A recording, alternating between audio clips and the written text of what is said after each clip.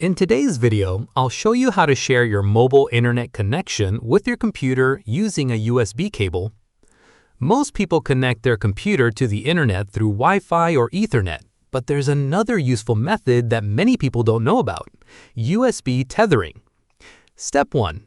First, make sure your phone is connected to the internet, either through mobile data or an active network connection. Step 2. You'll need a USB cable, which is usually the same cable you use to charge your phone.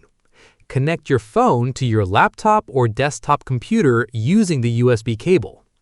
Step 3. After connecting the cable, open the Settings app on your phone.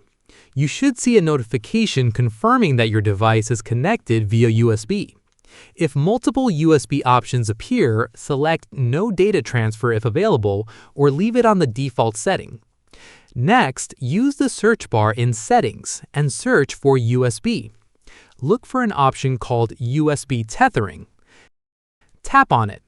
If the USB cable is connected properly, the option should be available to enable. Turn on USB tethering. Once enabled, your computer should automatically connect to the internet through your phone. You'll usually see a new Ethernet connection appear on your computer. Why use this method? This method is especially useful when your computer's Wi-Fi adapter isn't working or when the Wi-Fi drivers are missing.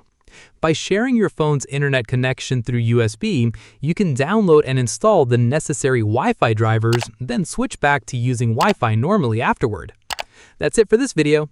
If you found this tutorial helpful, don't forget to like and follow for more useful tech tips.